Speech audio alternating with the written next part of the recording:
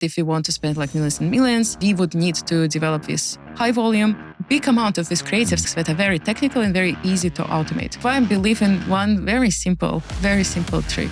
Go on. That's life hack of a century, make creative strategists doing.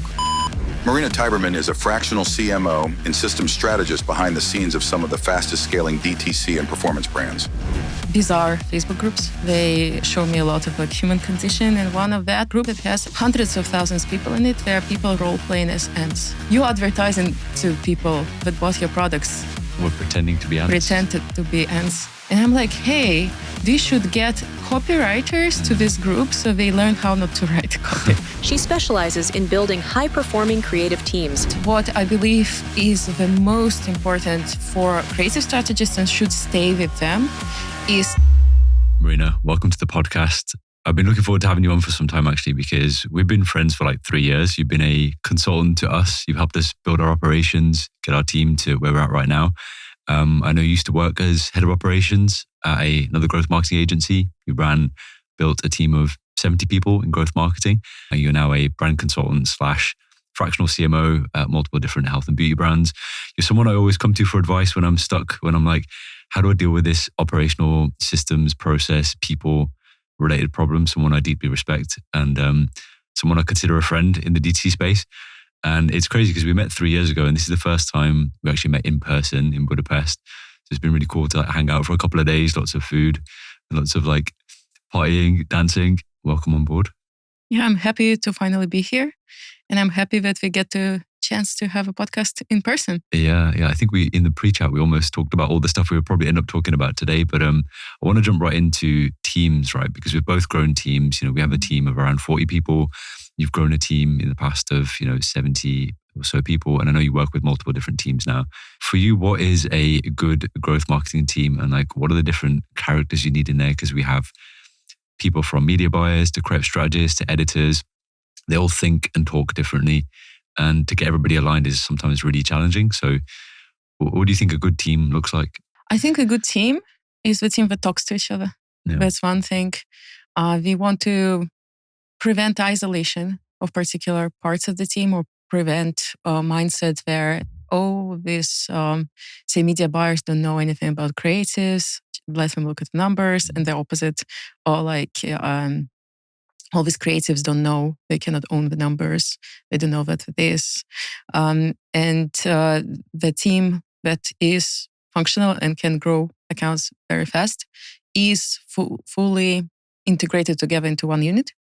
They have actually shared goals, and they have shared not only like numerical goals of what is to be considered profitable growth for a particular account, they also share quality growth.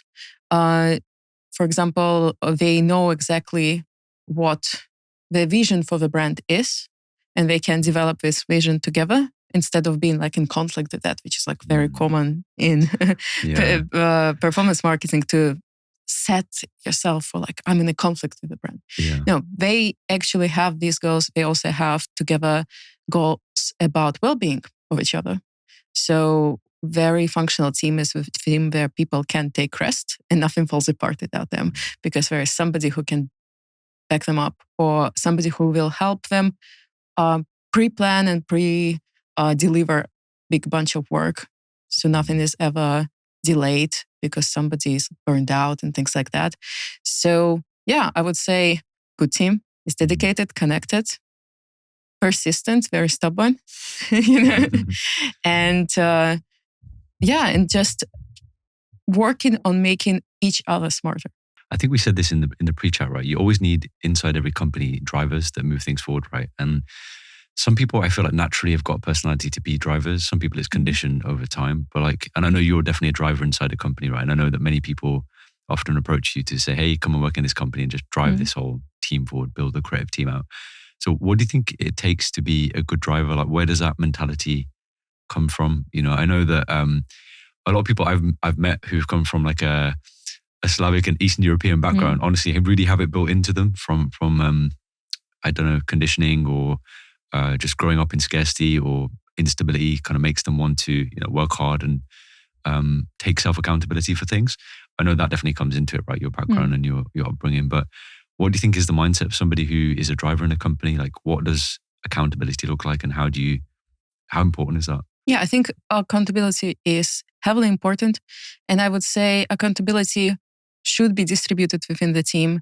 It's just, you should never put accountability that leader of the team should have onto, say, editor or junior media buyer. They should have their own accountability. I agree that there is this particular view of Eastern European people.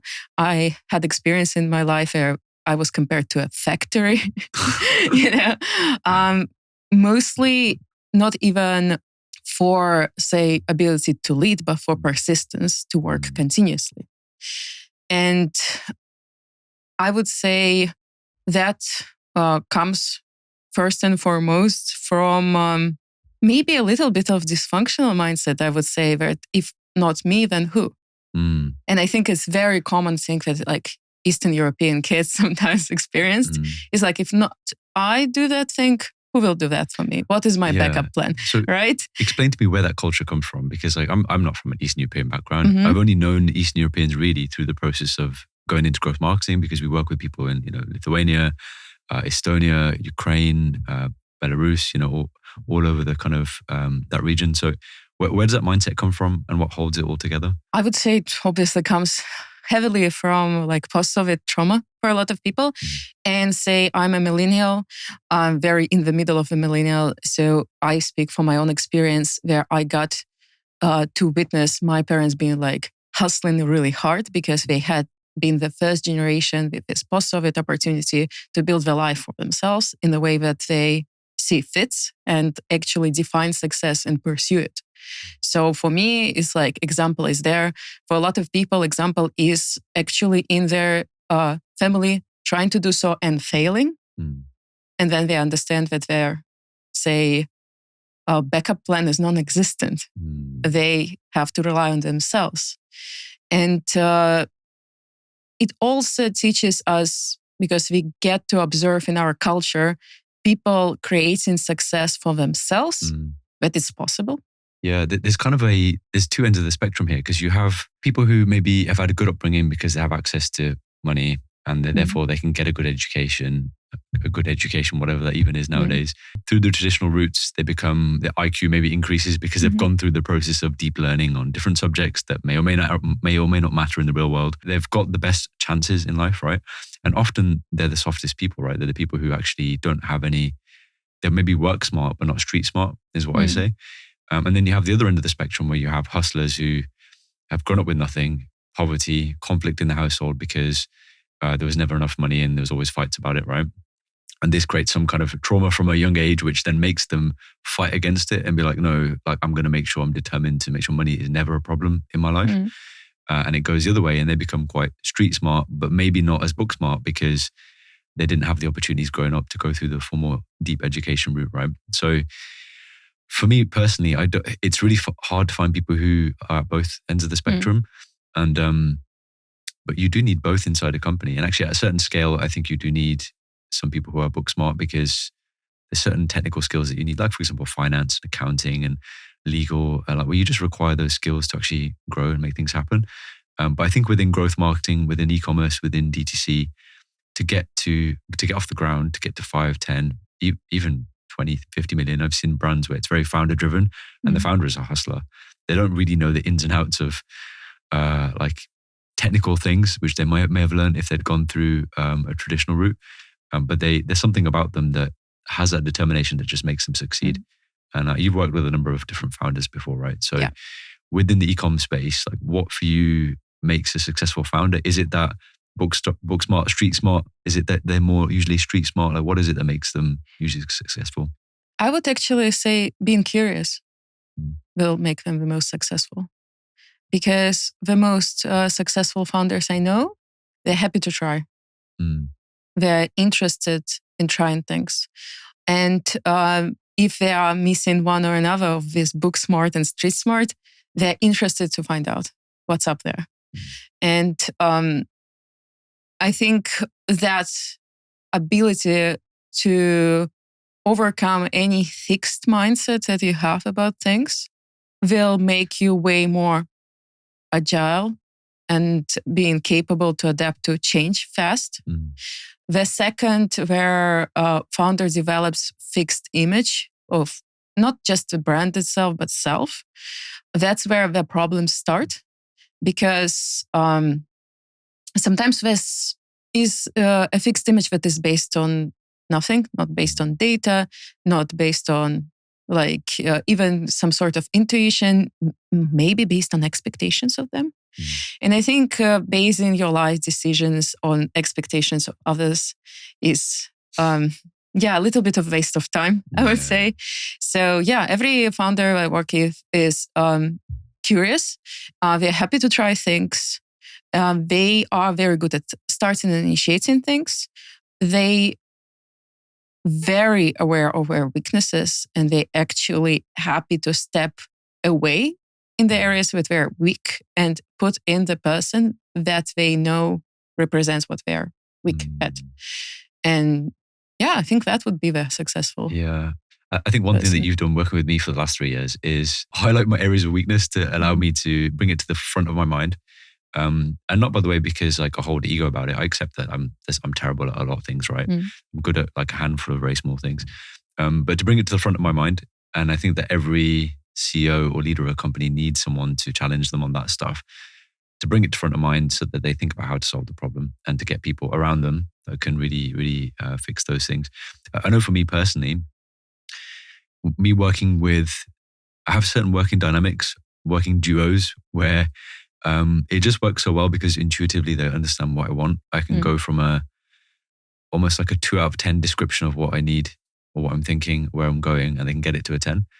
Whereas some people, and it's, by the way, not a skill issue, it's actually a personality issue not a personality issue, a personality difference, right? There's certain personalities that just connect together, right? Where I have to describe 8 out of 10, and then I'll get them to push and they'll get it to a 10. So I think for me, the success of a founder is not honestly just down to themselves. It's actually who they surround themselves with. And I think at a small scale, it is down to themselves. So when you have a small team, 5 people, 10 people, the founder can directly manage everybody. They can shoot instructions. They can be like, hey, you do this, you do this, you do this. Is it done? Is it done? Is it done? Cool. You can get to a certain level doing that. And I think with AI now, you can probably get to a quite significant level. But I think if you're going to grow a team past 5 or 10 people, which realistically is the most that a single person can honestly, actually directly line manage, even though some people claim that you can manage. Was it the guy from NVIDIA? He said that he has 60 direct reports or something, which I just don't believe that that's true. But anyway, so once you want to scale a team past around 10 people, 20 people, and you've got to put managers in place, I think your first set of managers intuitively just need to understand what you need. And I know I've spent some time curating the right people around me now where the dynamic is correct. And that brings me to the next point, which we have always I wouldn't say a difference of opinion on, but a difference of style on, which is in-house versus remote, right? So we're very much biased towards having our core team in an office. I physically like going to an office, having consistency and routine. It creates discipline for me. I know when I'm going to turn up. I know when I'm going to go to the gym. I know when I'm going to go home.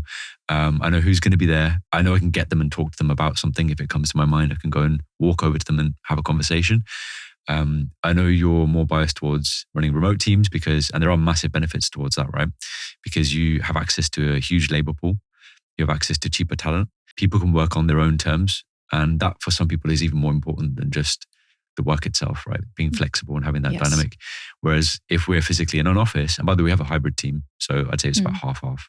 Core team is in the office. The remote team kind of is a satellite around the core team. If you're in an office, you're physically constrained to the people you can get your hands on nearby to you. So that does limit who you can hire.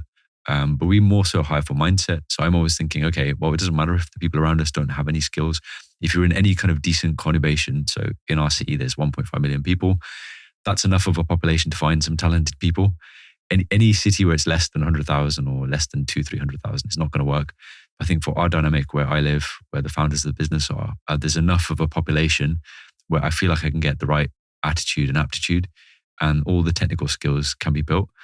But I know that you favor remote teams, and I know we're stronger at running an in-house team and less strong at running a remote team. And I think over time, though, we'll need to expand into more of a remote team. And I think the ratio will become more like 10% in-house, 90% remote. At the moment, we're 50-50. I think to scale the team, we're going to start to build that satellite around us, but the core decision making will still be made physically in an office where the emotional interaction is high. Yeah. And I think that can't be replaced. And what's your perspective on in-house versus remote? What do you think?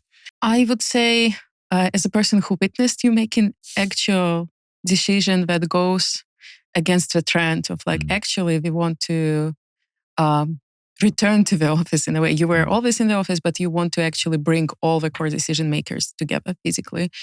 I would say for you specifically, that was a great idea because I always on the side with the founders and leadership to actually understand themselves, understand their own style of work, what they are currently capable of handling, what type of relationships they want to build, and make decision based on that.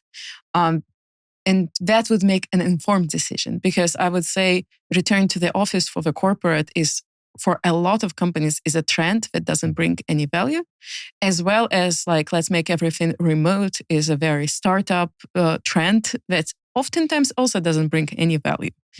If in defense of remote, I believe now as a person who is working fractionally with multiple companies in-house, I would say it's extremely advantageous if you actually want to build very lean team of very senior people, because none of the senior people want to actually sit in the office if they're fractional. Would I go to one office on Monday and another office on Tuesday and that kind of stuff? I think it's because they're at an age where they've got family and they need that flexibility, right? To be around their kids and they're growing up and stuff like that. Not obligatory that. There are also people that achieved seniority by the pure grade very early in their life.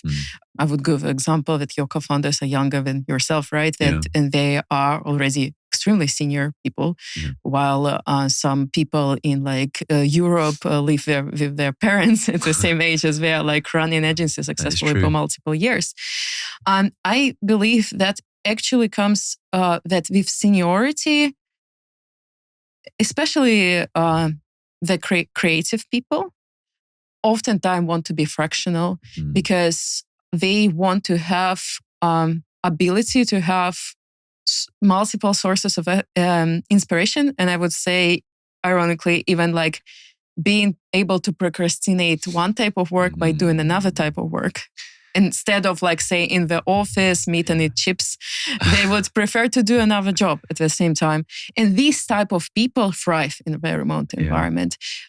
Extra lean teams thrive in their remote environment. Teams that have goal to really hardcore work, as I see in app development, Shopify apps that are successful, often run by teams that never even meet physically, because the way that allows them to work so hard is that the time when they don't work, they 100% don't work. So they don't even know each other's best days and stuff like that. I met teams like this as well. They are I'm 100% in work, almost like severance, 100% in work, 100% in life. These people also benefit. If you want to introduce yourself back to welcoming remote, I think to make it 10% to 90%, you need to accept that there has to be a management for the remote teams that is capable of building as close relationships where explanation of 2 out of 10 is enough in a style that fits this particular pool of talent, and that there is an effort on your side to communicate with this remote leadership in the most high quality manner where they are not missing out. And I think that hybrid is the biggest challenge, to make sure that people are not missing out and to make sure that, say, you're not losing editors because there's no progress for their growth. Because obviously if we say hey, we will have all the strategists in-house and all the editors remote, then editor knows that they cannot grow into strategists. Okay, so what we develop about seniority of editors, that they are still motivated to work hard. With these things, hybrid is a challenge. And it's good that you kind of step back into this in-house, because what is important that you can achieve here is build very high quality relationships, high quality documentation, as you guys already did. And only after that, work on actually building what are their relationships with remote managers, and then let them build their relationship with remote talent, that it stays very close. Yeah. So my principle is, and again, advise me if you think I'm thinking the wrong thing here, to have all the management in the office and to have the execution done remote. So when I say 90% remote, 10% in office, is to have the management controlled internally so that the managers are talking to each other, they understand, they're fully aligned, decisions can be made in a very cohesive way. And then more of the execution done remote. And by the way, I think I read this in a book by Rand Fishkin. It's a really good book. I can't remember, The Lost and Founder. If anyone wants to read that book, it's a really, really good book about how he grew the software that he built. Moz was the name of it. It was an SEO tool. Really, really good book. Anyway, he mentions in there about two different types of people in a company. You have the technicians and you have the managers. And generally speaking, the principle is if you get a good technician, let them keep being a technician. Don't push them into management because often they don't possess the skills to be a good manager. And it happens very often in the tech industry where people get good at coding, they get put into a management role. All of a sudden they suck at management and they're going back to square one at learning how to manage, how to deal with people, right? And they quit or they leave or they just can't handle it. And so I think the big takeaway from the book for me was allow career paths, allow development paths for both. And they should be equally rewarded. And a technician should never be under-rewarded compared to a manager. Whereas in traditional industries, in most places, the dynamic, usually because of however organizations are set up, is that managers usually get paid more than technicians. But I truly believe there should be some level of equal opportunity between those two to correctly incentivize the technicians to stick around because they're the ones who drive the most value in the business. The managers are the ones who direct things and push things to the right, align things to the right goal. But your super technicians, the ones who are, and I consider, one of my co-founders I was talking about earlier, to be a super technician. And the best way for him to work is to kind of work on his own or with a very small team next to him of people he gets on with, figure out what to do and then inject it into the rest of the team through some tether that allows the rest of the team to adopt what he's doing and to go and implement that. So putting him into a management role isn't necessarily a good idea, but him being a strategic advisor is the best thing that we can do for him. So I think that there's room for both. The way I see it is the career progression path for the remote team should be around having technicians becoming super technicians and management being in the office and that being hybrid and them being the more, don't want to pay, socially interactive people who are going to talk to each other often, build that deep connection so they're all kind of aligned on what's happening. I don't know what you think about that setup. Do you think it will work? I want to be also very specific here. These technicians versus generalists or managers or superstars, rock stars, there's ways to name it. I totally agree with that. And I want to point one point of weakness here is that oftentimes in such setups, and they can be fully remote, it's not just because of in-house, is because how much manager is involved in communicating with higher ups and just generally be in this loop, their decisions are being made. They may often miss out on actually building the team in a way that these technicians would want it to be. So then I'm talking about leadership inside this technicians segment. I'm talking about people not only being able to do work to the best of their ability individually, but for being rewarding them and supporting them, communicating their needs very clearly. Because the needs and the way what would be the best for them to operate, the knowledge is on their side, not on the manager that in the office. And oftentimes I notice in both remote and kind of remote environments and in-office environments is that managers end up spending too much time in politics of the office. And that doesn't matter where the office is geographically, is if they are too tight with founders, too tight with everybody else, they may be a little bit alienating the team. And I think that real manager should be rewarded also for well-being of the team, ability of team to perform, making sure that actually all the needs for subscriptions, processes, operations of teams are being met. and that their workflow is being managed. Yeah. And for that's what I'm saying. You develop relationship and let them develop their own relationship, and give them a lot of time to build that relationship. Just how you give a lot of time for yourself to build a relationship with them. Yeah. I think one thing that founders, CEOs, especially in the marketing and tech and advertising industry, very much believe is that, okay, grind set mindset, right? It's like this whole hustle culture has been built around the industry, right? By many different people, like, influencers, whatever. And that's kind of what got them into it. And it's what is ingrained with them as like what is going to make you successful. And I find that there's actually like a very unwritten, indirect ROI of looking after your people. But it doesn't mean, hey, go on like, company retreats are good because you get to connect with people, but it doesn't mean just do all the like meaningless stuff to connect people, right? It's about looking after everybody's needs. And I think that, there's been situations when like we have a company policy and I've bent it and broken it because it serves the need of that person because they've been good to us. And so we should be good back to them, right? And I know that creates loyalty, and in the end, it creates ROI for the business. In the end, I do care about people, but we've got a job to do. And that for me, it does sit above everything else. My number one guiding principle is this going to drive a profit? Is it going to drive revenue? Is it going to make us successful? Because it has to be. And if it isn't, we won't survive as a company. I promise that that definitely won't happen. So when I'm making human decisions, I have to think of what is the overlap here about looking after people's needs. And I always find that if you don't look after people's needs and you just get them to work 12 hours a day or whatever and you'll get the short-term result. You'll get a very quick result. You'll make some success maybe for a few months.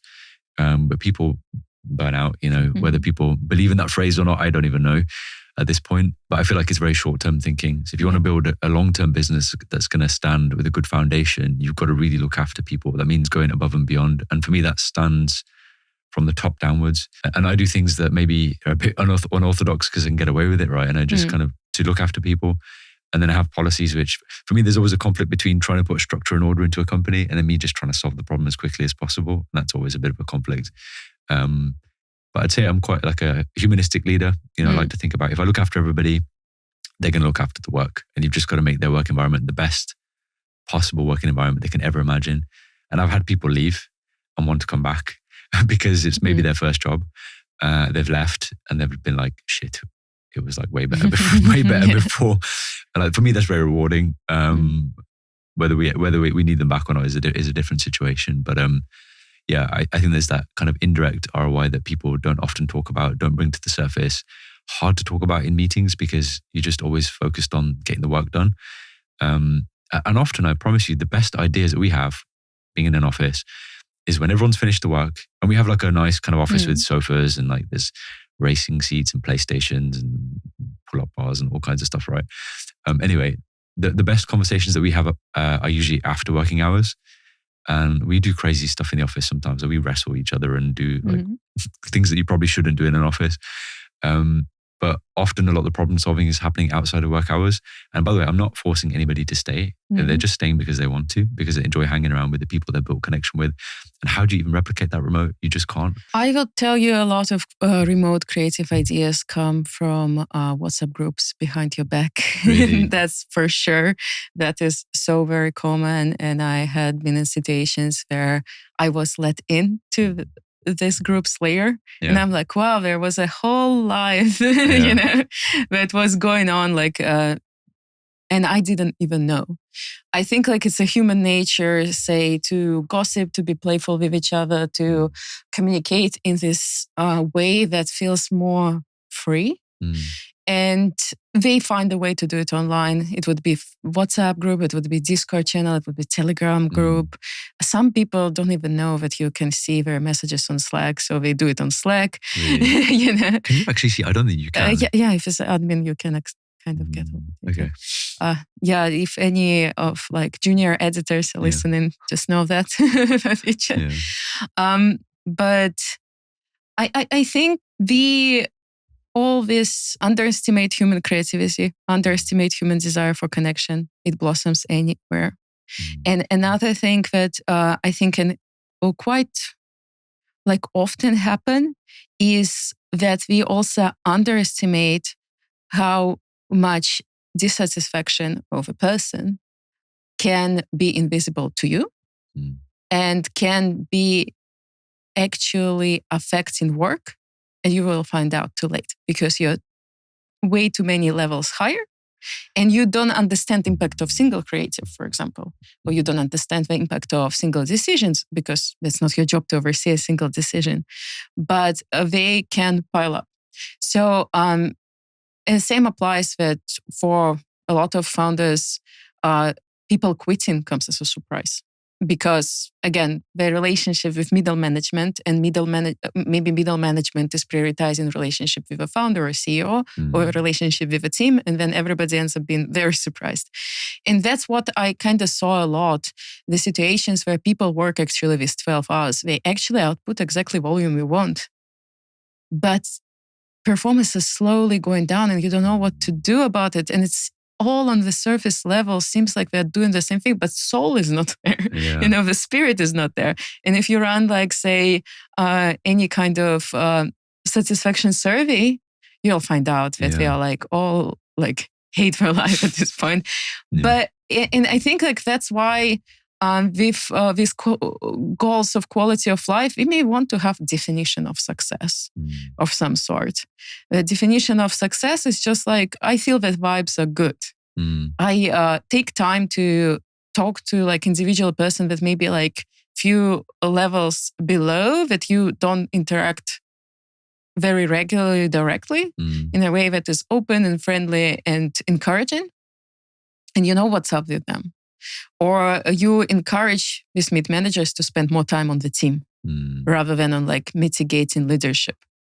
And that I think that people are often missing. And I think that's what will make this leadership even more so humanistic, is that we accept that we may even not know, people may hide that they are not feeling satisfied, or they may hide that they actually enjoy it very well. They can hide both of these things, and volume of output can be the same. It can look kind of same kind of way. It would be hard for media buyer to tell why these creatives didn't work, because people are very, very capable to show their dissatisfaction in the most subtle ways. Yeah, I get that. And I think we talk about this a lot, but media buyers, creative strategists, video editors, they all talk a slightly different language, right? Literally their verbiage, their vocabulary, everything they say is done in a different way. And often we're having to educate a media buyer on for example, design language, right? Or we're trying to educate a graphic designer on ad data, what is relevant, what makes sense. How do you actually get people who've got, and I don't want to simplify people down to just left brain and right brain because that's kind of a very basic description, but for the purpose of just quick description, how do you actually get left and right and different people who are just wired differently to actually come onto the same page? Yeah, I would just accept that they come from different set of data. So I would just even perceive it how people perceive it in academia. People that run statistics often want to say that statistics is the only truth. Truth of the big numbers that are statistically significant, that are controlled, that it seemingly gives you the whole control. But marketing connects with individual person. So say this general insights maybe will generate amazing headlines for your image ads, but they may not inform as well a beautiful testimonial style video. Because video connects with individual person, you just assume that there are many of people that may relate to this individual person experience. And that's where creative thrives more if they're given time and space and tools to do the research, that they are capable of actually picking up these bits of qualitative data and turn them into that work. And problem with qualitative data is that it may be seen from the outside perspective, and it's designer's fault as well, as intuition, purely intuition. But we know by now that intuition is our brain calculated logic, that we just did not exercise enough our own brain, our own vocabulary, our own ability to present the idea in a way that we may say, hey, there is high cognition behind this idea. And what I find works the best for creative strategists is not even say like, hey, make a hypothesis that this will generate to us. They will make the most generic hypothesis ever that gives nothing. But rather, what specifically are you curious to try here? Why? It's worked, it didn't. Why? And it might be misled answer, but they practice in cognition around the creative, while media buyers should practice intuition. They're like, I feel it's going to suck because this 10 other things sucked and I saw it in the numbers. That is them practicing intuition, which they also goes kind of against their line of work. But basically, they get to connect when they're both step up in like practicing understanding qualitative insights for media buyers and practicing understanding numbers for creatives and practicing communicating it in a way, in this learning kind of way. I'm trying to find out why numbers are like this. I'm trying to find out why I think this creative will not work. You have to almost instill a high degree of openness into your company. And if you don't have that, because I mean, the truth is not everybody, there's a spectrum of openness, right? If we start talking about personality, we could end up down that route. But one of the big 5 personality types that determine success is, openness, right? So you can't assume that every single person in your company has high openness. In fact, some people are super dogmatic and they just believe what they believe and very hard to change. So I think you have to encourage that. And I think that's what you're talking about there is like building that intuition comes around from openness, questioning. And you have to set it as a standard because you can't assume everybody has that same standard. They might be technically brilliant and you want them inside your company, but they're very closed as a person to, different perspectives. So for me, one thing I'm always trying to do is like, I consider myself to be an open person. I listen to everyone's opinion. I don't always have to agree with it, but I take it on board and I try and like adopt the parts that I think make sense to me. I'm always trying to also encourage people around me to observe that I'm open. Truly, people say that you don't really, well, it's just how we brought up as when we're kids, we kind of conditioned in this way. We don't really do what people tell us. We do what people show us. And it follows through into adulthood as well, right? So the way I like to think about leadership is like, I need to operate at the best level that I can so that people can follow bits of the parts of me that I want them to follow. And I don't mean follow everything, right? So for me, I'm always trying to be open-minded. Our big company motto is test it and see. It's literally on our mugs. That we've got some mugs made for this event. We're going to take them back, and everyone's going to be literally looking at it all day, every day now when they're drinking their coffee. Because like the truth is, we just don't know what actually works in performance advertising. One thing is like you might have an intuition, you test something, and then your ego might get slightly hurt because you're like, oh, you know what, I thought that was going to work, but it didn't actually work, right? So I think a whole success in this industry looks to me like high openness to build intuition, as you said, a testing mindset. Like we don't really know the answer, but we're going to test it out.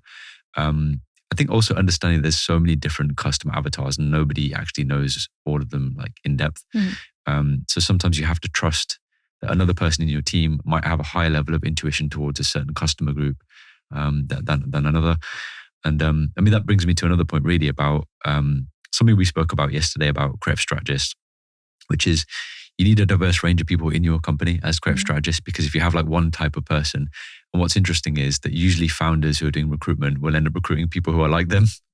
And so you end up with a bunch of people who are all kind of like the same. What you really want to do is proactively hire diverse people and try and find high level of openness, the kind of character traits you're looking for, but in a very diverse mix of people. We're more so now moving towards working also with subcontracted creative strategists for that very reason, because it gives us access to more people. And if we have a particular brand where we're like, oh, you know what, we don't currently have people in our team who are close to that customer avatar, we want to go and work with some other people who are maybe closer. That's where we're bringing on the subcontractors. That also plays true with content creators, because to be honest with you, a lot of the times content creators are also their own creative strategists in a way, right? They're coming up with their own concept, their own way of doing things that's unique to their audience. And I think that's why they work so well. And that's why they've scaled for us, in the last 5 years. And that's why they're still a mainstay in the advertising strategy. But how important do you think it is that leadership should hire a diverse mix of people? And also, how do you go about it when instinctually you always just want to hire people who are similar to you so you can have a good time?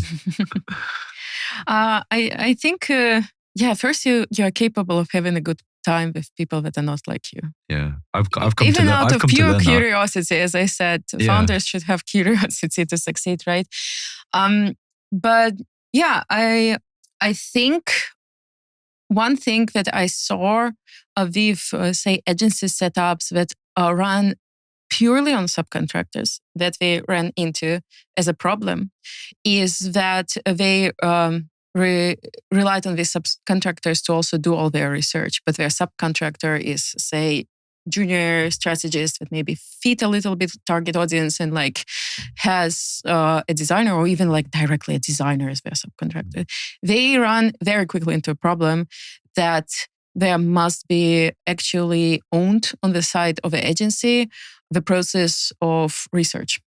That they should at least research on the level of data gathering, data labeling, so that agencies become more successful if they gather all the data, they label it, they organize it. So the subcontractors get all their like post-purchase surveys.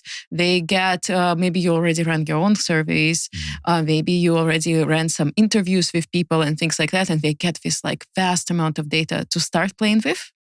Because these type of people, they will be actually really good in seeing the gap in the data and help you actually improve your process there. But they would be, and the same applies to in-house people too, they will be completely lost if nothing is given them to play along with. And I think like that is where diversity shines the most. If you gave them something like the baseline to work off, and then you see how differently they process this data. What they actually highlight the most as the most important, what they relate to. Because some people are way more capable of noticing the gap. And in marketing, it's very important to like find the gap. And they're like, hey, this angle is actually not represented at all in competitors and so on. And then other ones are actually more capable at noticing the trend. And they are the most, like the best at replicating competitors. I think as well. In the way it works. Yeah, when an account is small, so when you're spending less than 100K a month, it's quite easy to see what's going on because you've only got a handful of creatives. You can look through all of them and you can kind of be like, okay, this is missing, right? I think as you start to build hundreds of ads per month, you quickly start to lose track as to what's happening. And I totally agree. I think you need to have some form of labeling. But how important do you think it is that one thing I struggle with is how far to go with the naming conventions on things.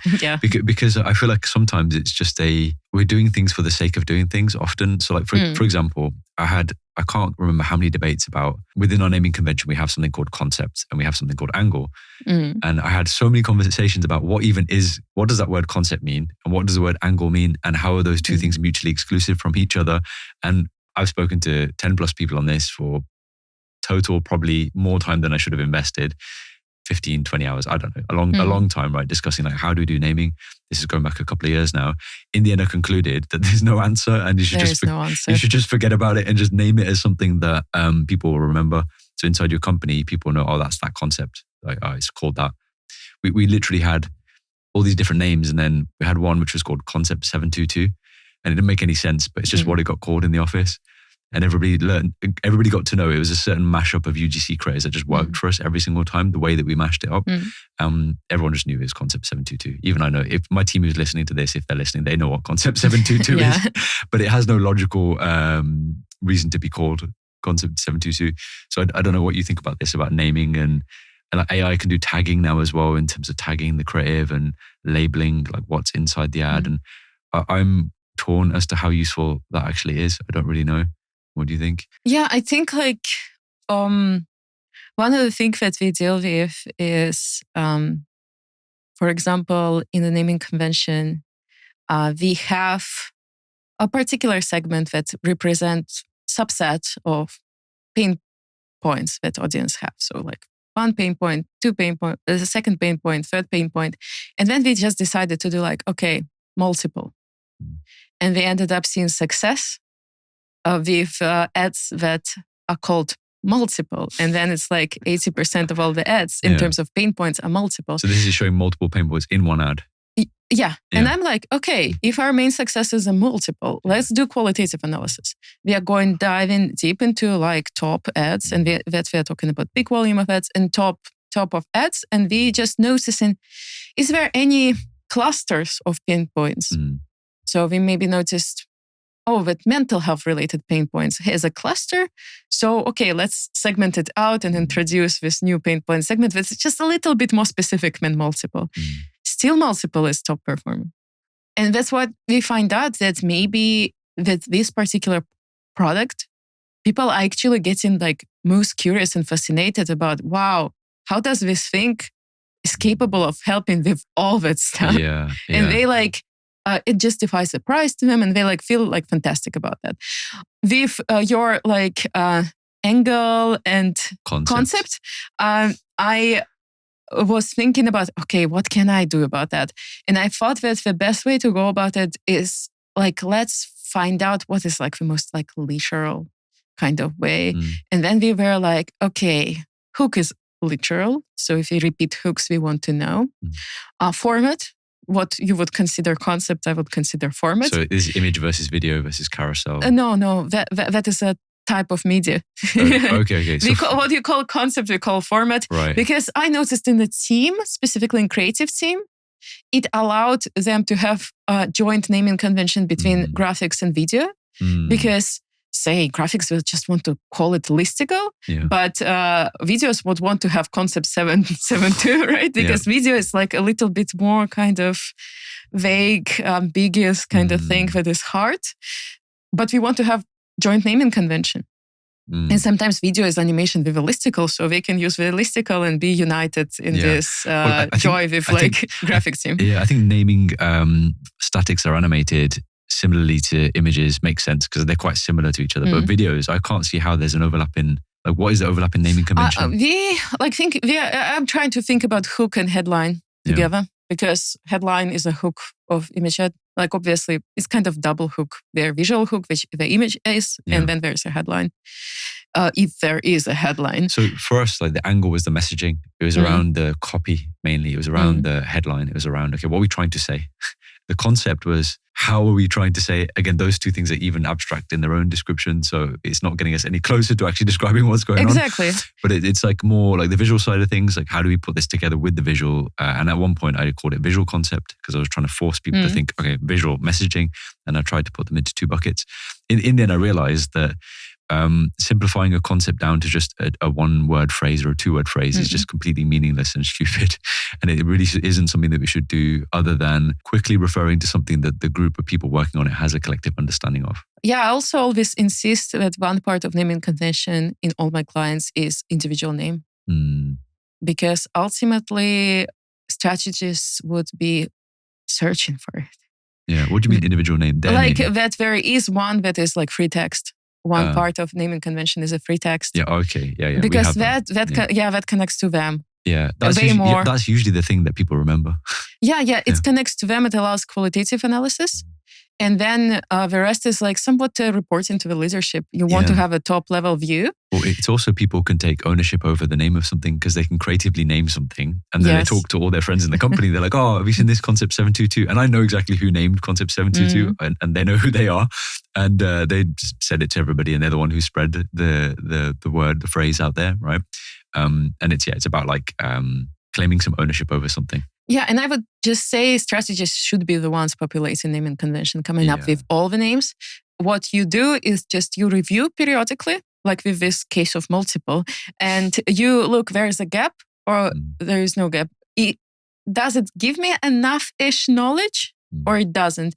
I believe you will never achieve a situation where chief of growth is just like completely out of the conversation and they just gather all the insights they ever need from like some motion summary or like a manually done summary or from the naming convention. I think this is where media buyers go wrong, right? Which is they look at the data like that's been labeled and they're the ones who usually ask for things to be precisely labeled in the exact same way every time, right?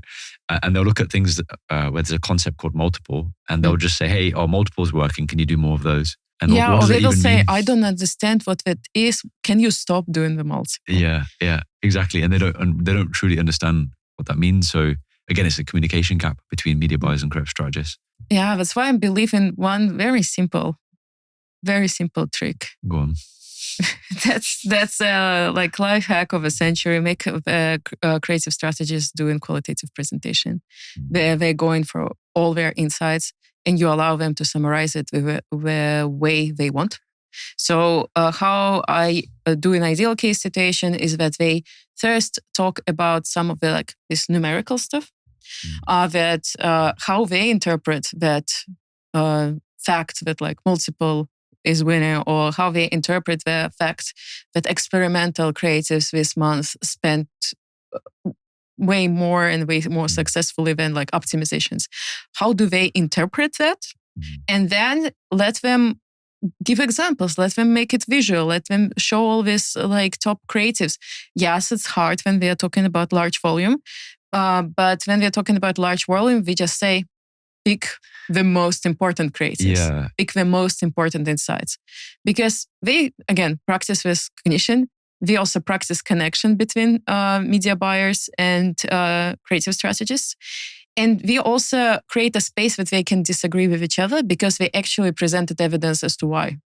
Because it's very hard for anyone to push another person to change their mind just because I feel like it. And oftentimes creative strategists actually are in this space where they cannot push back on media buyers because they didn't produce their own data. And this is a simplest way, and I'm talking in-house, smaller teams, right? That is the simplest way to do that. I think the challenge as well is and again, this depends on the size of the company and who's doing what. But often the leadership of a company is looking at P&L, looking at profitability. And a media buyer can talk in a way where there's a deep certainty in what they say because it's numbers driven. It's this number, this ad is driving this much revenue, which has driven this much profit in the business, right? When a creative person comes to leadership and tries to explain the same thing in the same amount of time, or their own point in the same amount of time, it's much more difficult to articulate exactly why something has worked. And it always ends up sounding subjective, and it always ends up sounding, it sounds like it's not on a good foundation, if that makes sense, because it's not precise. And so I think that leadership needs to get used to listening to both opinions equally and not one or the other, and actually trying to make a decision as to what's going on and what's important. And I think that's where people, generally speaking, I feel like they're going wrong. What I found works really well is when the leader of the company was a media buyer and was forced to talk to creative people for so many years, and finally decided to scale up a team. And they were like, okay, well, now that I understand the dynamic of working with creatives, I'm going to teach other media buyers how to actually handle creative. And that's definitely what's worked for us, time and time again. My business partner, head of growth, he's done that for a number of years. And then now the new head of growth also has done that for a number of years, working very directly with creative strategists, video editors, etc., articulating feedback, listening to those conversations. And actually, this is something that you helped us to kind of put in place, and something that around agile and sprint planning. I kind of went away from working in points because I felt like it was just too rigid, and we spent more time trying to figure out. I'm against points. Yeah, to try and figure out the points than to actually do the work itself. But one thing that we do, so just talking practically about some of the stuff you just mentioned there, we have we actually used to have a bi-weekly meeting. So every other week we'd have a meeting, a sprint planning meeting with the team. The creatives would actually display their creatives, their concepts, and then say, hey, this is what's working, here's why, here's what's not working, and here's why, here's what I think we should do next. The media buyers would say, hey, no, I agree, I don't agree, or we should do this first, or this offer is running, why don't you focus on that, or this product is scaling more than this one, this market is working. So they'd bring all the kind of tactical data in, and they'd have that conversation, align on the plan, and then move forward. And I think that's been honestly the backbone of what's enabled us to scale. We've now moved it to weekly because I actually think bi-weekly is not long enough, not short enough. The main reason we moved to weekly was because we did bi-weekly to be aligned with our client reporting. When we used to work with agency clients, we now work as an affiliate exclusively. But when we used to have agency clients, we didn't really want to speak to the client every single week because it just takes time, right? To make a presentation, to articulate everything we've already articulated internally again to the client. It was wasting so much time. My goal is to scale e-commerce brands. It's not to keep clients happy, right? Because they're happy when they make money. So when they work with us, they make money, in the end, they're going to be happy, even if there's friction in the process. But bi-weekly, we were having the meetings and I realized the cadence was too slow. And mostly we work on a weekly basis. So there's a Monday morning sprint planning meeting.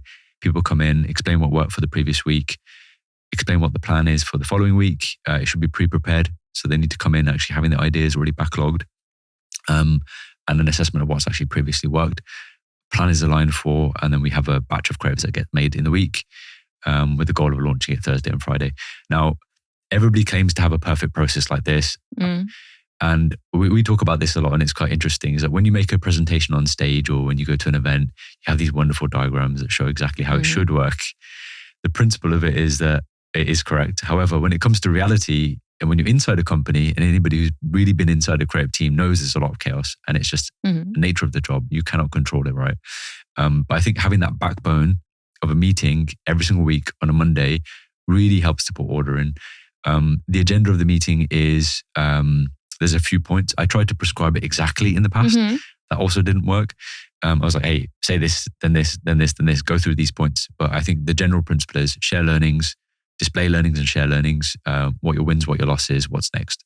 And the way that we unify things is by having our own software that just has the next steps built into it. So it's like, okay, here's the list of items that we're going to work on this week. What did we execute last week? And for me, just getting into that regular cadence of just producing every single week is the best thing. But I want to bring it to a point around creative volume here, because a lot of people talk about creative volume being the next most important thing, and we've got to test a lot. And just talking empirically from our evidence of like the last 4 or 5 years of scaling accounts, volume has definitely been the thing that's helped us and worked for us, right? The largest accounts that we run are producing 500 to 1,000 creatives a month, right? The smaller accounts are doing 30, 40, 50, 100. There's definitely some correlation between the number of ads we're making, therefore the number of learnings we're getting, therefore the amount of revenue we're driving, right? But there's a conflict here, because if leadership, people are responsible for P&L, want to ensure there's a high output from every single person, right? And let's say there's this whole kind of thing around creative volume, which is like, hey, we need to produce more in order to make more. But the problem is the most creative ideas come when you're bored, when you're not under pressure to produce 100 creatives in a month as an individual. So there's this continuous conflict between producing volume and being creative. And in my opinion, the best stuff I've ever created my whole entire life is when I've been bored or procrastinating from something really important and therefore doing something else, and then just like getting locked in for 6 hours on something that I really shouldn't do. And by the way, that's literally what I did with Midjourney when it got released. And then what happened? I put Midjourney server into the company and we did 20 million in revenue on Midjourney ads. Yeah. What am I supposed to do? Am I meant to do the work that's planned, or am I meant to do the work that just piques my interest because I'm avoiding the thing I should be doing? Because that worked for me. The evidence is there. I don't know. What is the answer? I relate to this experience because when I took like a little bit of a gap between working, it ended up when the ChatGPT finally released the beta versions. Midjourney is finally released the 5th version, I believe. So it was already very decent to work with. And I ended up producing, out of pure boredom, I'm not working, 10,000 images of different styles and so on within a month. And like within 3 months, I was already advising the company on the AI build up. People need to have freedom. I know that some people would say, hey, no, I don't need, I want structure. But they also need the freedom to choose their own structure sometimes, And we need to create a space where they have a space for this freedom. I deeply believe that there are some things that we can take off the plate of this type of work, because if we're talking 1,000 creatives, we're talking half of them are optimizations. Can we automate optimizations? Can we make something about optimizations being a little bit simpler with images, with third-party pages, for example? I believe in like almost fully automating the process where a strategist is actually using their body and creative mind on identifying angles and maybe writing a hero headline, and then they like use AI to do variations on what type of headlines for their angle can be. So they're more focused on research. But I did have success with accounts where we did not even increase the volume of creative, and creative volume stays in like 100, and then we like X10 our ad spend, and we are talking about 6 and early kind of 7 digits here. I understand that if we want to spend like millions and millions, we would need to develop this high volume. especially if you want to increase like third-party pages, optimizations, translations. Big amount of these creatives are these things that are very technical and very easy to automate. So if anything, I would focus on automation.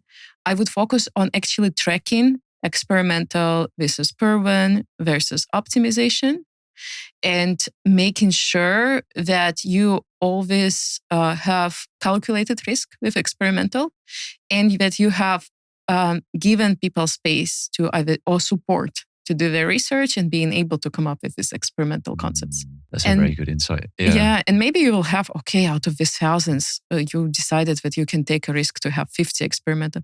That's actually quite a small amount that they would be capable to imagine prior to Wix. I think this is why e-commerce brands reach a ceiling, because team size increases. The founder of the business is no longer managing the video editors, let's be honest. And there's a management layer in between. Founder is now putting pressure on management to get results.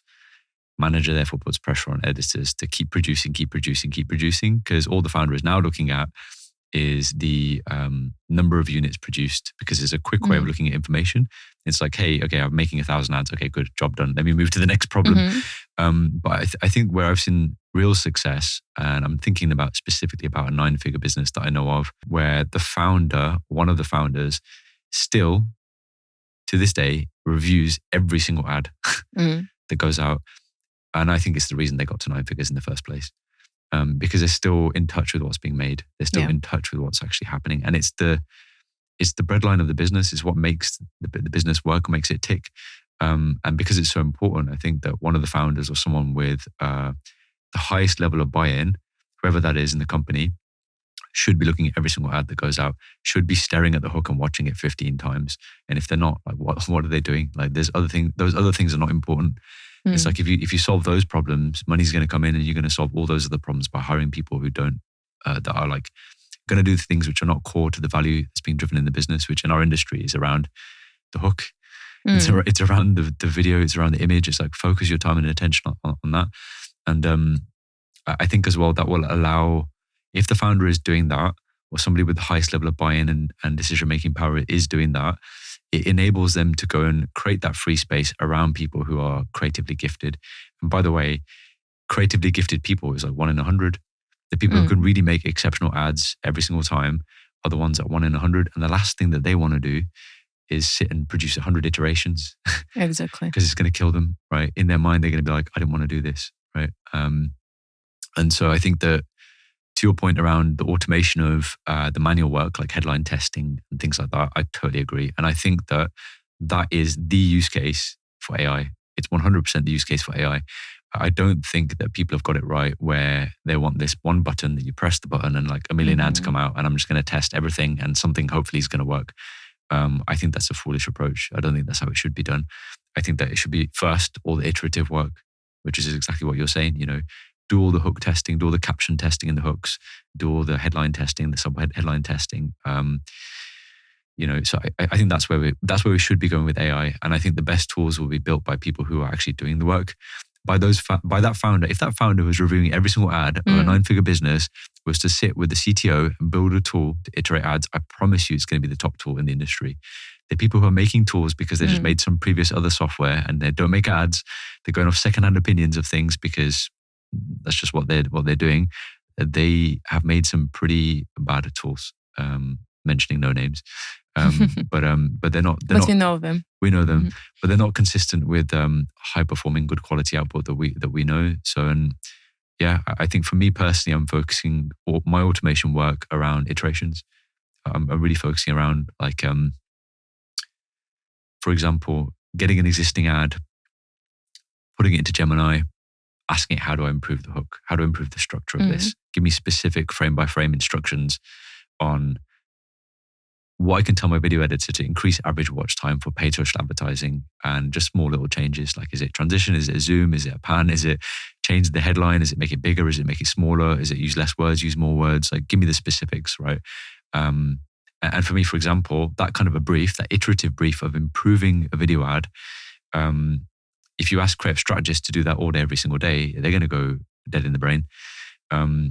So you want to automate that part, that kind of iterative brief, for example. Don't give it to a creative strategist. Let the AI handle it. Give it back to the editor, and then let them take those instructions and figure out what to do next.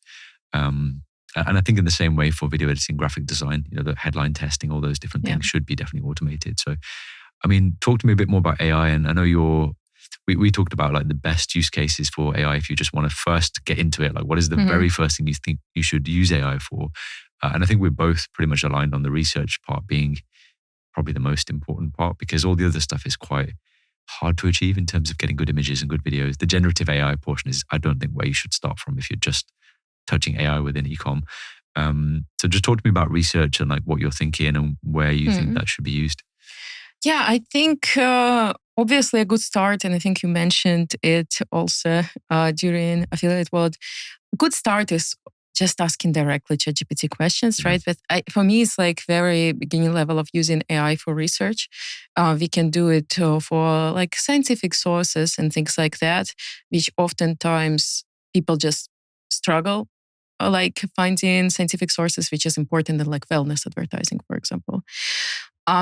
But what I believe is the most important for creative strategists and should stay with them is identifying subsets of the audience that they want to target with the creative. Because I will give like an example of one brand that comes to my mind is like a Loop, for example, as with earplugs. But some people wear them on festivals. Some people wear them because they're constructor workers. Or another thing is like deodorant as a product. I think it's a very big difference for a person who is shy on their first date with this thinking, right? Or again, constructor worker, or person who is just always taking public transport and don't want to be that guy,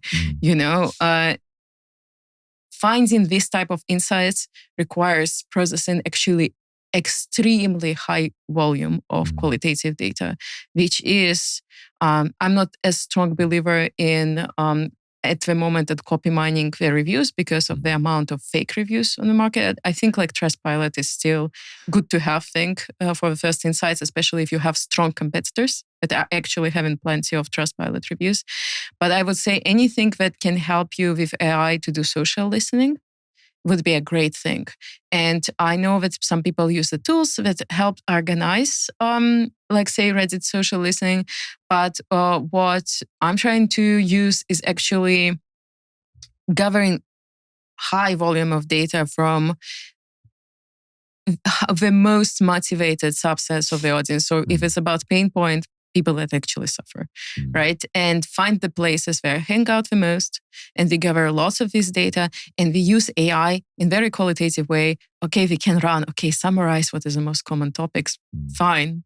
It may help you like with some like get the first sight of that. But then I'm like, pick the quotes that have the most like emotional tones. Pick me exact quotes from this data that are the most like despair or the most hope, or like what emotions are represented in this data, and give the most strong examples of these emotions. Because then you can also get like a natural language that you test immediately. That is actually this constructor worker, that is actually this like guy who is trying to get a first date, that is actually that type of person. And I believe in the future, there would be solutions that gather a bunch of this data and build AI, basically avatars. And you will be doing qualitative service with them instead of like doing interviews with like real people. Or you will hire some real people and talk with them for hours. And you use not only to get samples of natural language, but you will actually ask them all the things that they call psychogeography, right? That is so hard to get. And that's why we're like, okay, I don't want to build customer avatars. Honestly, just find a person who is like really passionate about the pain point or like angle that you want to work about. And then ask, hey, what are you watching on YouTube? What are your hobbies? What is your job? And so on. And try to, maybe if we have 20 people that we fully AI copied like this, we can actually also make like AI bots that we upload an ad to them and like what this person would say to this ad. It's interesting, yeah. I think there's so much depth in human communication and connection that somehow a lot of the AI companies are just ignoring. It's like, well, we should be just collecting that information and using it somehow, right? Instead of ignoring that it exists, right? And for me, it's about, so for example, with Reddit, I think it's a really good source of just going through and understanding what the customer is saying, what are they feeling, and they just admit all the things that they won't publicly admit because it's all kind of anonymous, right? Facebook groups, again, we know that these are really good source, and people are so unfiltered. I think you told me the story yesterday about the ants. That was an interesting one. It just shows you the craziness of human beings, right? Tell me about the ants. Yeah, they're my hobby is collecting bizarre Facebook groups. Yeah, because they show me a lot of like human condition, and one of that groups is the one that has actually hundreds of thousands of people in it. There are people role playing as ants. And they're like, I found this piece of a chocolate on the street. Who can help me? And then like 30 people just say, yes, I can. And I imagine that is a person doing their little corporate job or something like that. And they're like, okay, let me be an ant for a moment. And then you like think about that. You advertising to people. Some of the people that bought your products likely to be ants or maybe a bee. The thing is, it's so hard to imagine that, and AI will never ever make a group. I don't think it will make a group where people pretending to be ants. Who knows what's going to end up happening? But that's some like strange thought that one person came up with. Oh, what if I made a group that did this? Let me just message my friend. Let's just do it together, right? And then everybody was like, let's do this. Yeah, and another group that I really love, and I think like that's actually talks a little bit of like content consumption of people. They're group where everybody is vague and ambiguous for no reason at all. Right. And what it ends up being is not even people like per se saying like come up with a new ambiguous things to say. No, they actually collect some random bits on the internet, some headline that seemed completely unclear and things like that. And I'm like, hey, we should get copywriters to this group so they learn how not to write copy, or like image, how to not make an image that people would be like, huh? What is that? Because these people literally collect your training data for that, how to be ambiguous, and you don't want to. As you've been saying that, I've just been thinking about hiring creative strategists, right? And like the strategy around how to find the best ones. And often we're just looking for things in the CV, which are like, CV sifting, by the way, is like the most boring, mundane task ever. And I think it's a really bad way of filtering out candidates. I think people should do some kind of a test or a challenge and just show you something creative, right? But kind of as you were saying that, I think one thing I'm going to now bring up in interviews with creative strategists is like, how much time do you spend in your free time going through YouTube comments and Instagram comments just out of your own entertainment? Because you imagine if they spend their spare time reading comments, some people do, some people don't, right? I find the comment section, like a lot of people are like just there for the comments, right? They just don't even want to watch the video. They just go to the comments and it's hilarious. Like how much time do you actually spend in the comments reading that? Because if you're going to do that in your spare time, when you're working in advertising, you're naturally going to echo that behavior into reading Reddit, into reading reviews, into interviewing customers, because you're naturally just intrigued by like how people think. And I think for me, that level of inquisition is what makes an exceptional creative strategist and gets you that 1 in 100. It's not even being the best graphic designer or being the best video editor. I don't think it's anything to do with that, to be honest, because the technical skills required to do that stuff is like pretty simple. Graphic design, you can do it in Canva, Figma, it's drag and drop.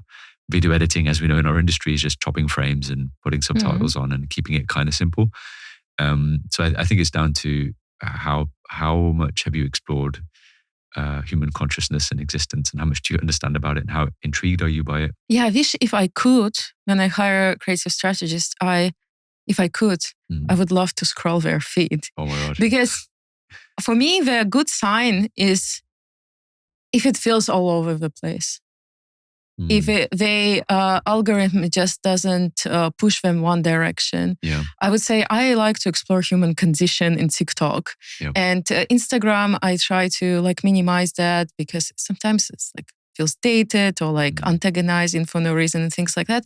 And I can clearly see in my TikTok, I have videos that are served for me that anything is possible to see, probably. Anything can happen. It always feels like a box full of surprises of like different candy and you don't know what the feeling is. But by the way, your algorithm is optimized towards that because it knows you like randomness. Yeah. So, and I think that fostering creativity. And it's also obviously actually sends me a lot of charged and controversial things because I'm the person who reads comments. And it will push, and obviously comments push regardless, right? But if you are also a person who likes to like kind of learn this niche things through the comments and see how people talk, it will serve you more and more videos that have actually very high engagement rather than high view count. And on Instagram, I just see kittens because that's what I pursue there. Like they have greatest collection of little small cats. And I'm like happy with that. Even though I like subscribe again to the crazy groups and pages on Meta across the board, algorithm knows that I engage a bit less with that. And if I could see what type of consumption, internet consumption, this creative strategist is doing, if I'm talking in-house, I would love it. It would relate to a particular brand in one way or another, like beauty brands. People actually love beauty. If it's like health, they actually health conscious to a certain extent, and or have somebody who they can relate to and talk to learn more about it. So they care about somebody who is. But if I'm talking about agency, I'm talking about serving multiple clients, being able to jump from health to beauty to wellness to fashion, I would want a person that would be all over the place. They may have taste, is great, that they would have particular preferences for all these types of content, but they would want to have this kind of omni-consumption of like all types of things. Yeah. I think if I'm now thinking actually with e-com, to get it to work, you just need people on the team who understand the human condition. And I always think about these different tools that come out that do data analytics and show these charts and show all the information in a way where decision makers can look at it and be like, oh, that's a nice graph. We have like people who try to do data analytics. And by the way, I think data analytics in e-com is borderline a waste of time, to be honest with you. I agree. Because we've done studies on lots of things. And generally speaking, there's no correlation between any of the metrics. The only thing that truly matters, the underlying thing, is spend, because the algorithm is way smarter than any data analytics people that you're going to hire. You've got all of Meta's engineers through the last 10 years who built the most advanced algorithm in the whole entire world that's based on a data set that you'll never have access to, right? Which is how long you scrolled, what you looked at, what you zoomed into, what you clicked, on what day, on what time, and like in what combination, right?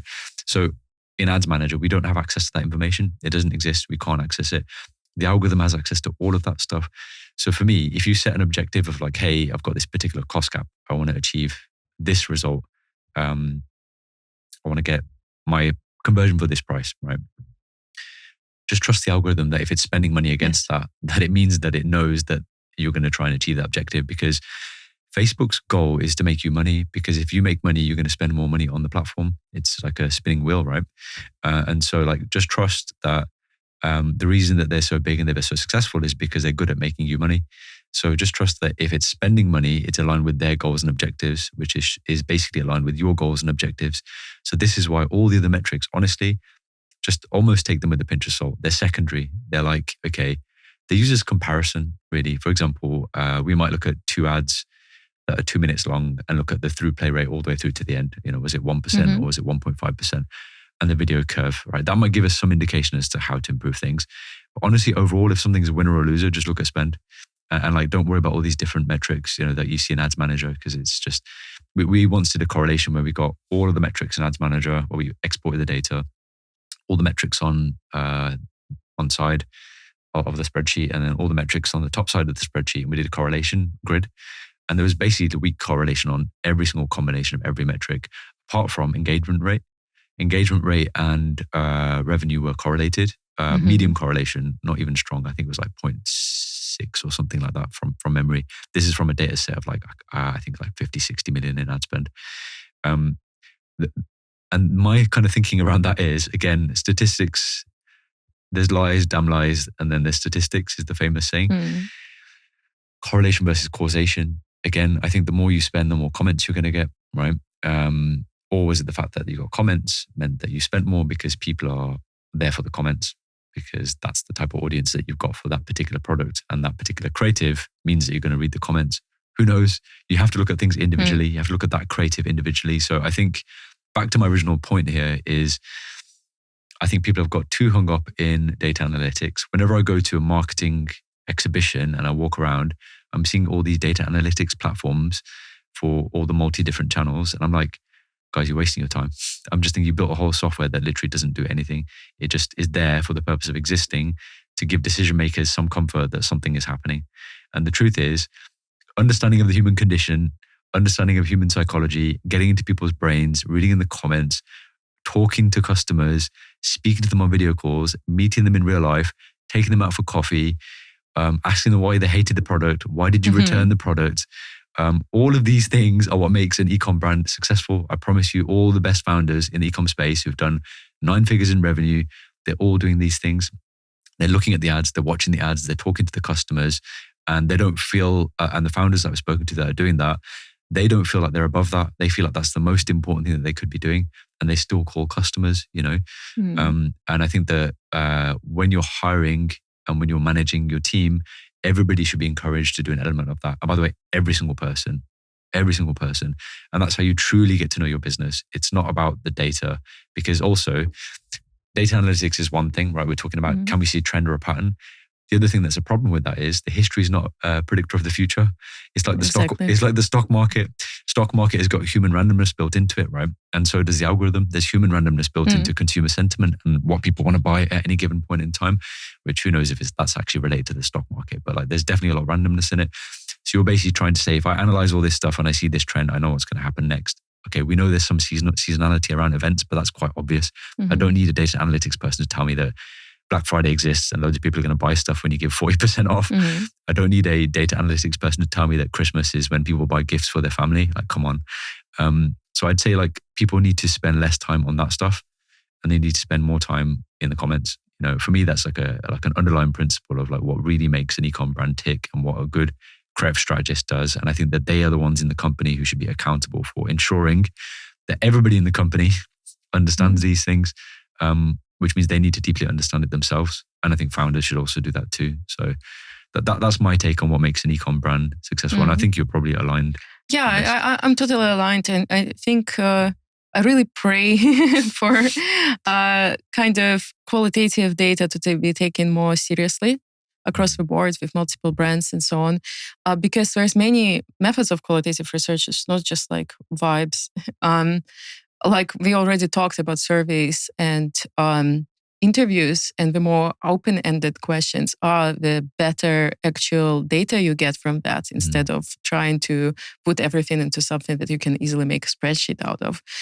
And especially if you incentivize these people to answer profoundly in a long way and like very open form. But there's other things that they can do. Like I agree that there is something in engagement. Be it correlation or causation. That's why I'm saying, hey, AdSpy can still give you some insight, but I would treat whatever you say in like, say, AdSpy with either doing it as a case study, so try to decipher this particular creative into elements that you want to test and replicate, or I will do maybe like a sort of finding a discourse. This engagement is like 3,000 comments. You will go through these comments to see how many of these are bots that these people have purchased to say interested dot, like anybody place a dot at the end of interested in the comments naturally, or like use M dashes in the comments, you know.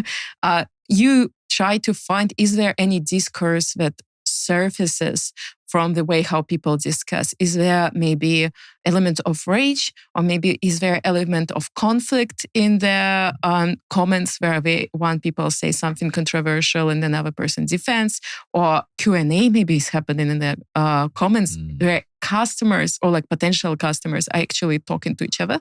Yes. And like, what discourse does that create? What are the vibes of these comments? Not just looking, hey, that's a big.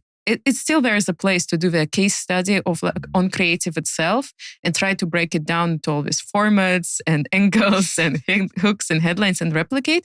But then you think about, hey, engagement. What type of engagement does that create? Because if you are not direct competitor, you may think about it in a way you cannot exactly replicate the creative, but you're like, hey, maybe I want to replicate this controversial element where people are talking to each other. Or maybe it would be whitelisting with expert.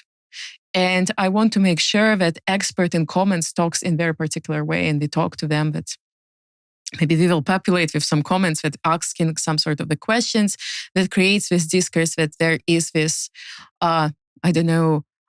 daring expert that challenges stereotypes about this particular topic, because we saw it in completely like different brand altogether, but we understood what kind of vibes were inside the creatives, inside the comments and the creatives. And the same is like in the discussion. Okay, we can search keywords, it's very easy, but I'm interested is like what vibe is being created, like what people are arguing about on this, subreddit about a particular health issue. What are they actually arguing about?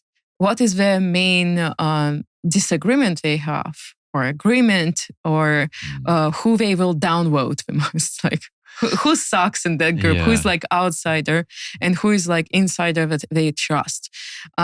And I think like then we like start researching this way, and then a bit more anthropological, that we want to do investigative journalism, so to speak, on the subject.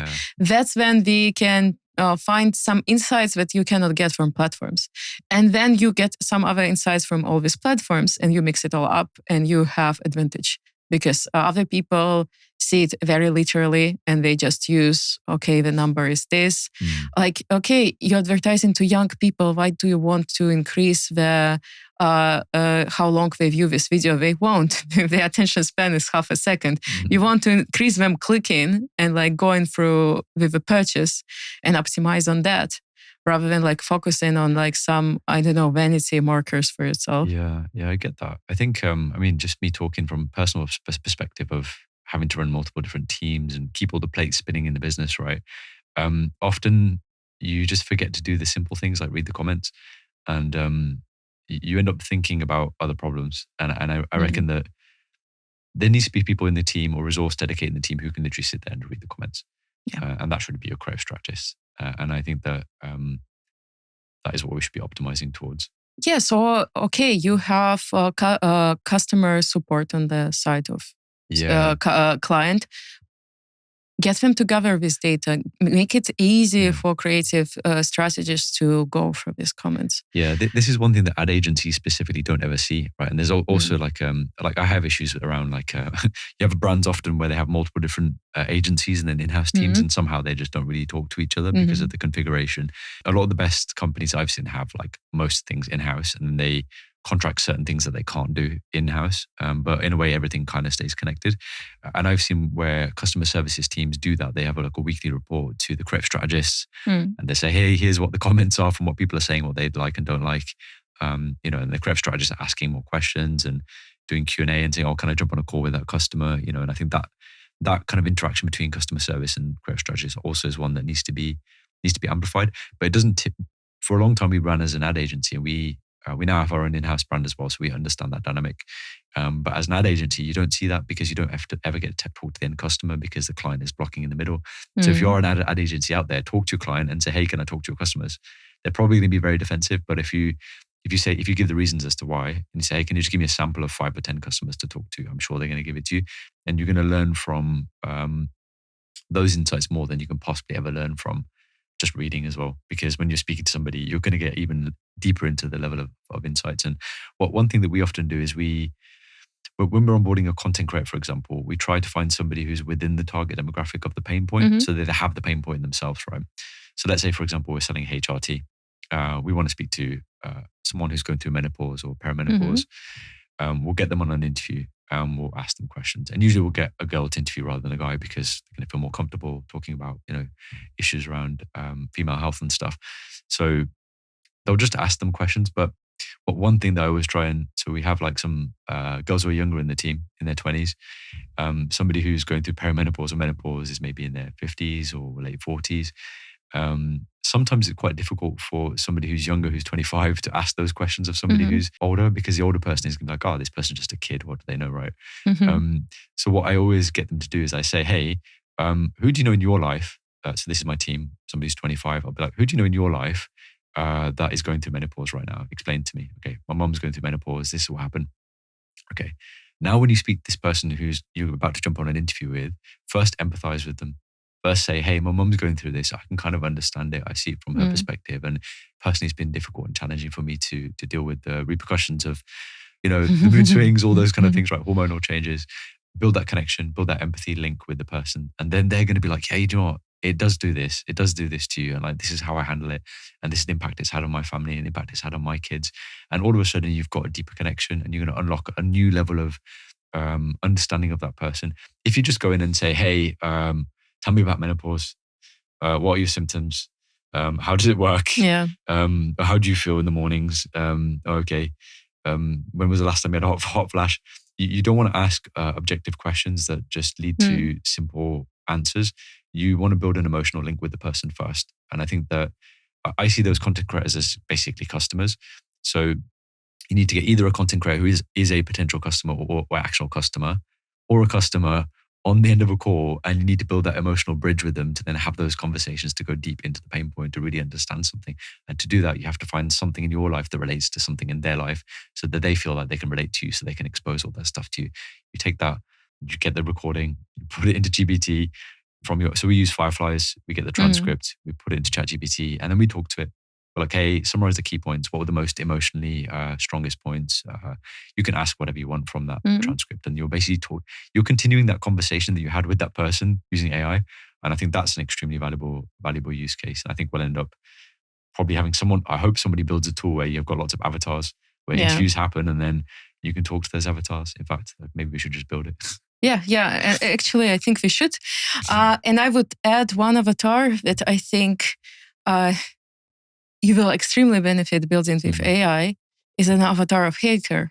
Hater, skeptic, troll, like people that I would say troll less so because they're just antagonizing for the fun of it. But skeptic and a hater are people that are either experience extreme dissatisfaction with a product and they can highlight the blind spots on like damaging admissions about the product that you need to understand how to communicate about, because you actually want to mention it. For example, with supplements, often they taste like crap. And you may say, give it in a script, oh, it tastes like medicinal, but it helps me so much. You manage expectations. And with skeptic, you get the information on objections that you may not know that well yourself. For example, expensive items, main objection is price, but you think, that's very abstract. Okay, that's too expensive. Why is that too expensive? It's for some people, it's because they don't maybe understand how spending, I don't know, $1 a day your whole life is a little bit more than spending, 1,000 once. And they just want to they manage their finances this way. They want a cheaper solution and they don't care that they are not long lasting. So how do you communicate the importance of something being a long lasting once a time?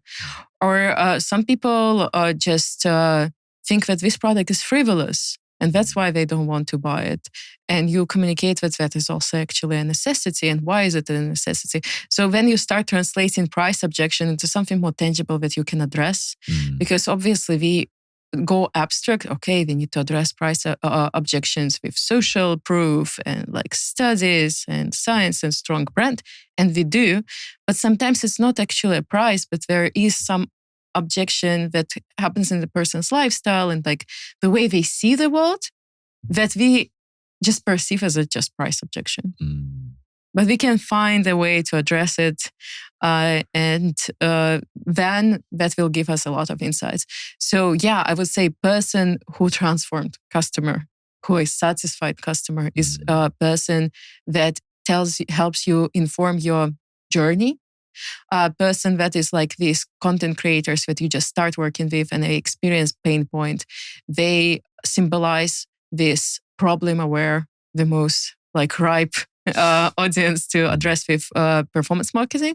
And say skeptic, hater, they symbolize the shadow, of the brand that you need to address, because like brands are like humans. You're only free when you address your shadow. And that will allow them to kind of develop better, be more rounded, have language, and it will inform not only marketing, it will inform obviously customer support.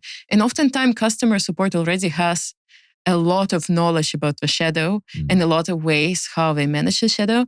And that's why like for agency spaces, it's like head of customer support should be on planning with client. Yeah. That's a fact. They should share all the data that you can see yourself. Media buyers can see comments. That means that customer support should share it in organized form. They should not gatekeep data that you can manually find yourself, you know?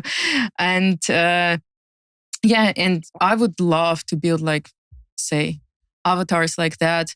They are simplified. They are not replacing the people, but they are very great for the task of read my new page and provide feedback from that point of view. Yeah. See my creative and provide feedback from that point of view. Yeah. And also collecting the raw data together, right? And grouping it. So like if you want to go into a particular problem about your product, let's say around price, any kind of like price related issues, like I guess that wouldn't come up in customer support, but let's say a defect or a problem with the product, group the data. So if I click on it, I can see all the different raw data related to that one point. I find that's an extremely useful use and case. I also find that like platforms cannot produce that because of simple like GDPR and privacy and things like that.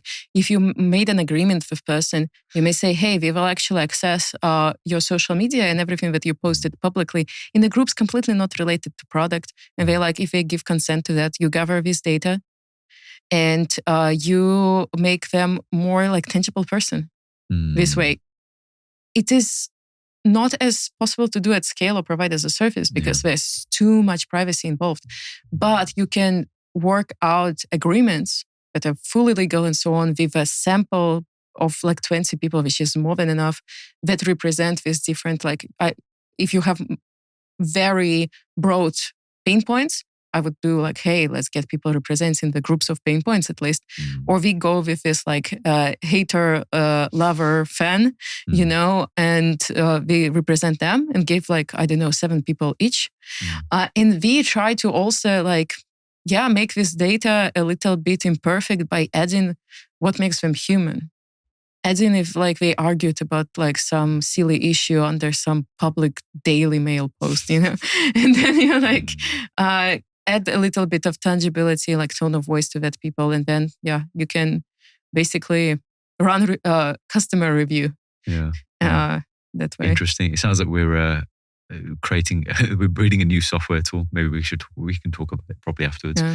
But I just want to round up with talking about like just give us your top 3 things that you'd consider to be important related around building creative teams, because this is a question I get asked a lot, right? When I speak on stage, I come off the stage every single time. They're like, I've got a team of 10, 20, whatever. How do I scale up from here? Like, what is the first step? Like, what do you think are the 2-3 things that you think that people should be thinking about?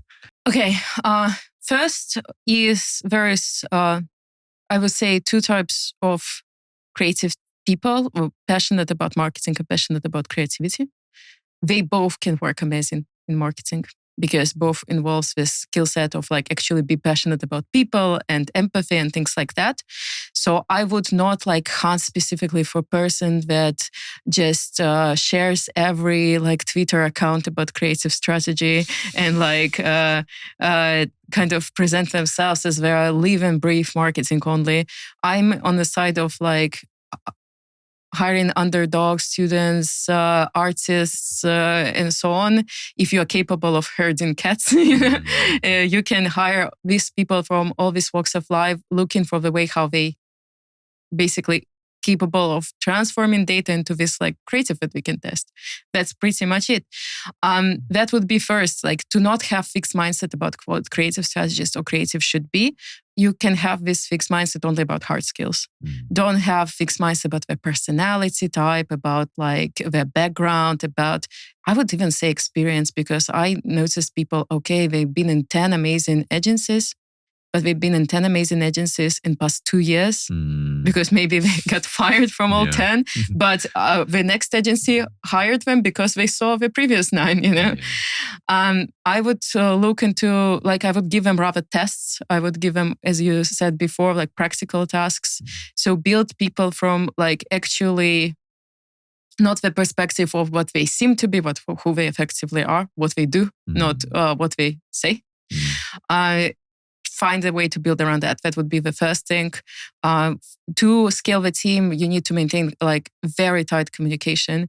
I like advise for like, unless this chief growth officer is in agency space and running like 30 brands.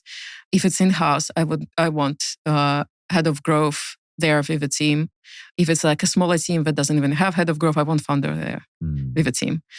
Because only from you can make communication more like distance and more separated only when you're ready.